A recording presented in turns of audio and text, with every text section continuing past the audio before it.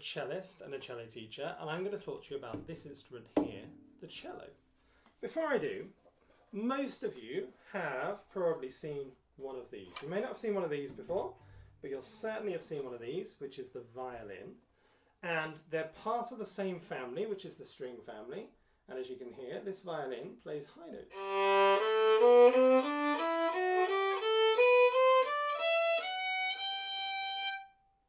And my bigger cello here gets to do lots of the low notes.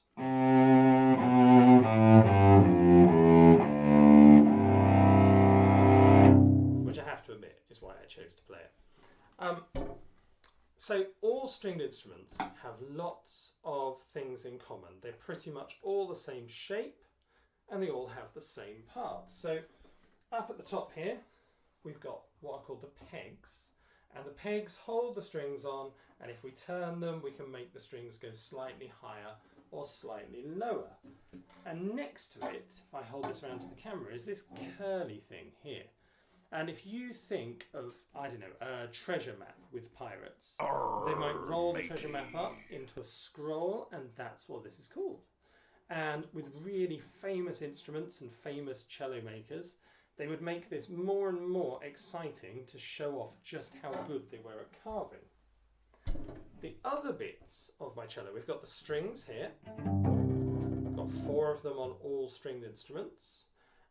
We've got these here. Now I have to be careful I get these the right way around on the camera, but these are called F-holes.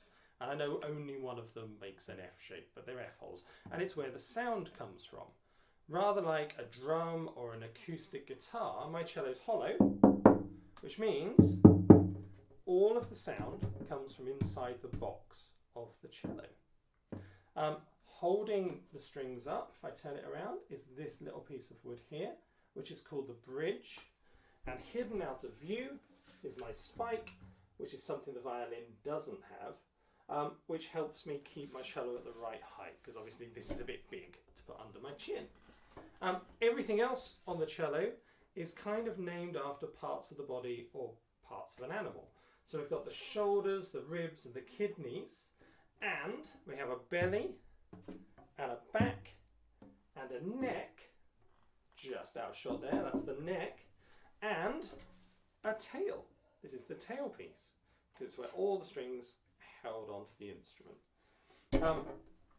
The last bit of equipment I have to play it is called the bow, and this is wooden, and it's called a bow because hundreds of years ago it used to bend outwards like this.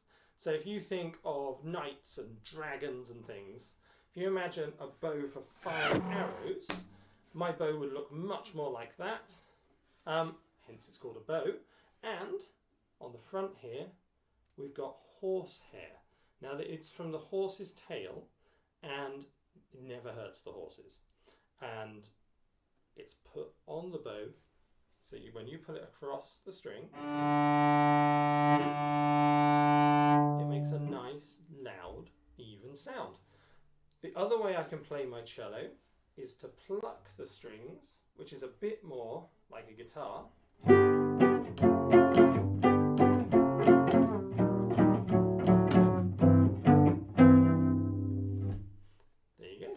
The final thing to say about my cello before I get on to a nice piece of music for you is that it's been around like this for about 400 years. My cello here is over 200 years old, but the instrument itself has been played for about 400 years.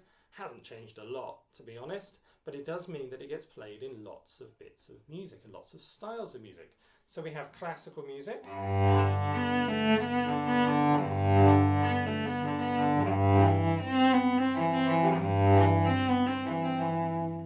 Can do romantic music and music that describes things. In a very famous piece called The Carnival of the Animals, it plays a swan.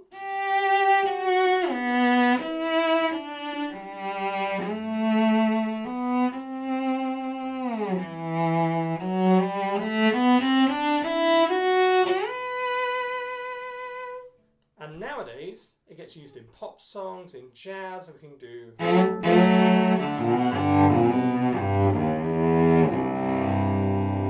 cool kind of things like that with it. Anyway, onto a piece of music, and I'm going to play you a piece of music called The Train Whistle by Aaron Minsky. Aaron Minsky is an American composer. He was a guitarist in rock bands first, but he always played the cello. He studied the cello as well. And he has used his way of playing the guitar on the cello too. You're going to hear in this piece me pretending to be an electric guitar.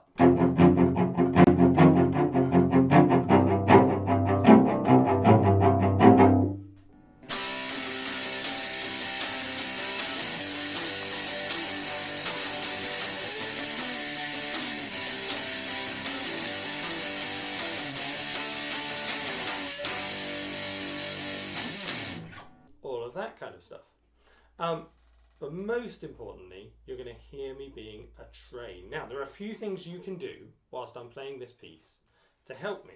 So at the beginning of the piece, we have a train whistle.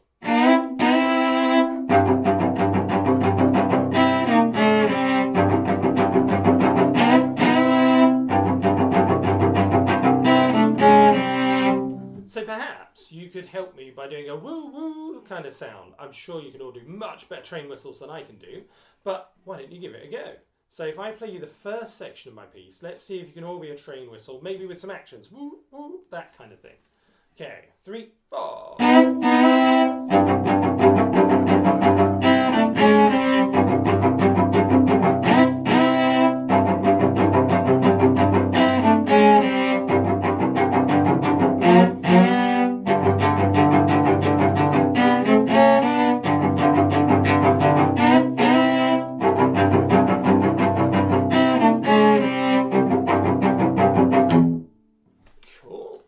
Now, the next bit, we're going to be a train chugging along. So you can either, one idea is you could drum on the table with that'll be part of the engine, maybe the clack of the wheels going over the tracks, or you could do a train, you could make up some words. You could be chugga, chugga, chugga, chugga, chugga, chugga, chugga, chugga. Any of those things. Maybe your teacher will pick one and you can try them out. So this is the next section. Let's see if you can be the train going along.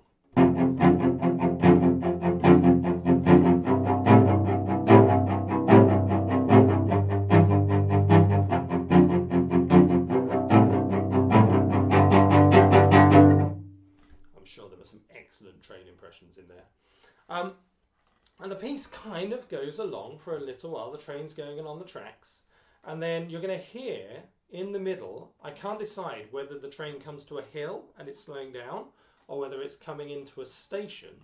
But you're going to hear it do something in the music where it slows down.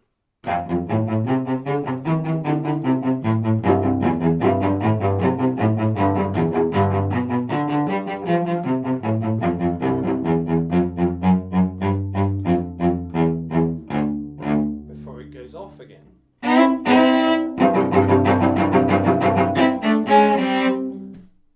See if you can spot that in the middle. You can even make your coming into a station noise, or you could, if you're doing your tapping, you can slow it down a little bit.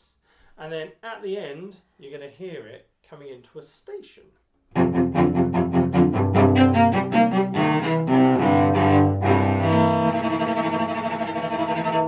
So, Aaron Minsky's The Train Whistle.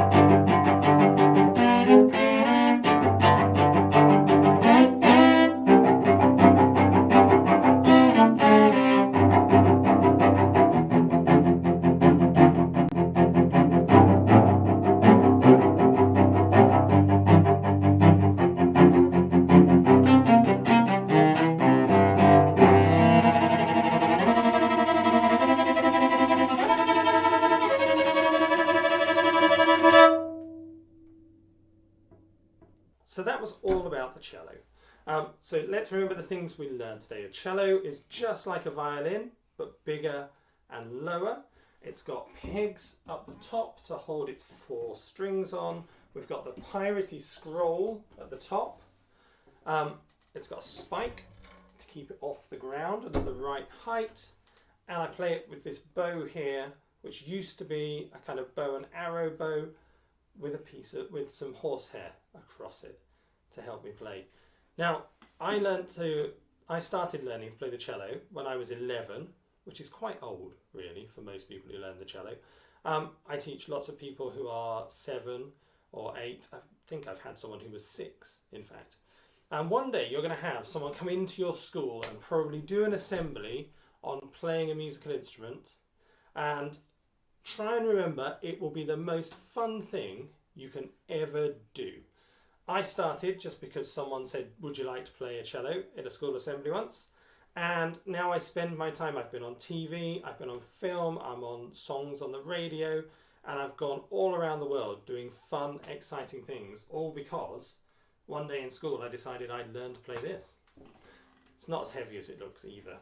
Okay, I'm going to leave you with a nice calm piece after all that train whistling. And this is by Bach, who was alive 450 years ago or so, and it's the first piece he wrote for the cello.